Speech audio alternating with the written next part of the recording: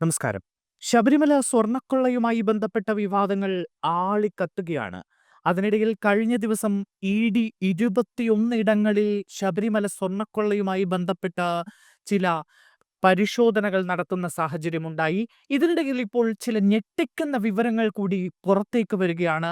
ശബരിമല സ്വർണ്ണക്കൊള്ളയിൽ പ്രമുഖർക്ക് പങ്കുണ്ട് എന്ന ആരോപണം നിലനിൽക്കുന്നതിനിടയിലാണ് ഈ നിയമസഭാ തെരഞ്ഞെടുപ്പ് കൂടി അടുക്കുന്ന വേളയിൽ പല ഞെട്ടിക്കുന്ന വിവരങ്ങളാണ് പുറത്തേക്ക് വരുന്നത്.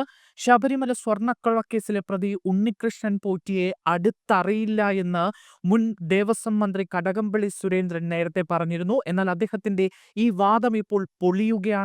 മന്ത്രിയായിരിക്കെ കടകംപള്ളി സുരേന്ദ്രൻ തിരുവനന്തപുരത്തെ ഉണ്ണികൃഷ്ണൻ പോറ്റിയുടെ വീട്ടിൽ പലതവണ വന്നിട്ടുണ്ട് എന്നാണ് പോറ്റിയുടെ തൊട്ടടുത്ത അയൽക്കാരൻ തന്നെ ഇപ്പോൾ വെളിപ്പെടുത്തിയിരിക്കുന്നത്.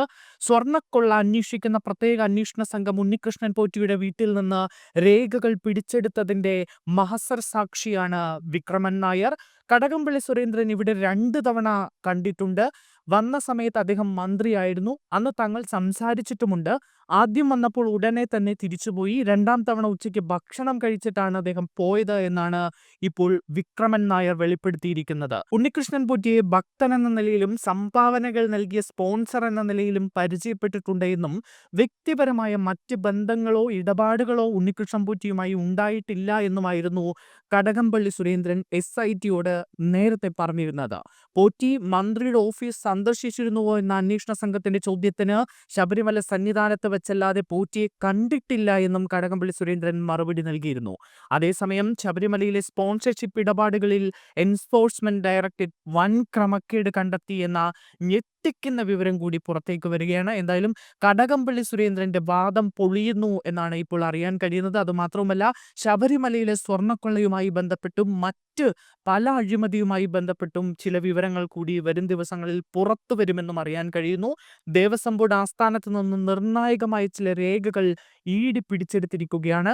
തട്ടിപ്പിന് ഉണ്ണികൃഷ്ണൻ പോറ്റിക്കൊപ്പം ദേവസ്വം ബോർഡ് ഉദ്യോഗസ്ഥരും കൂട്ടുനിന്നു എന്നാണ് കണ്ടെത്തൽ. ശബരിമലയിലെ മറ്റ് ക്രമക്കേടുകളിലും നിർണായകമായിട്ടുള്ള ചില വിവരങ്ങൾ ഇ.ഡിക്ക് ലഭിച്ചിട്ടുണ്ട് എന്ന വിവരം പുറത്തേക്ക് വരുന്നു.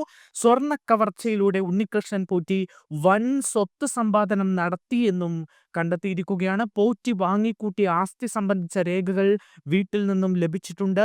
സ്മാർട്ട് ക്രിയേഷൻസിന്റെയും ഗോവർദ്ധന്റെയും ഇടപാടുകളിലും വലിയ ദുരൂഹതകൾ ഉണ്ട് എന്നാണ് ഇ.ഡിയുടെ നിഗമനം. പ്രതികൾ തട്ടിപ്പിലൂടെ സമ്പാദിച്ച സ്വത്തുക്കൾ ഉടൻ തന്നെ കണ്ടുകെട്ടാനാണ് ഇ.ഡി നീക്കം നടത്തുന്നത്. എന്തായാലും തെരഞ്ഞെടുപ്പ് അടുത്തിരിക്കുന്ന ഈ സമയത്ത് ശബരിമല സ്വർണ്ണക്കൊള്ളയുമായി ബന്ധപ്പെട്ട് ഞെട്ടിക്കുന്ന കൂടുതൽ വിവരങ്ങൾ പുറത്തേക്ക് വരുന്നു എന്നതാണ് ഏറ്റവും പ്രധാനം. അതിൽ ഏറ്റവും ശ്രദ്ധേയമായത് കടകംപള്ളി സുരേന്ദ്രൻ പോറ്റിയുമായി അടുത്ത ബന്ധമില്ല എന്ന് പലതവണ പറഞ്ഞിരുന്നു. ഇത് CPMനെയും സർക്കാരിനെയും പ്രതിക്കൂട്ടിലാക്കുകയാണ്. കടകംപള്ളി സുരേന്ദ്രന്റെ ആ വാദം പൊളിയുന്നതോടുകൂടി CPMും സർക്കാരും വലിയ പ്രതിരോധത്തിലാകുമെന്ന കാര്യത്തിൽ സംശയമില്ല.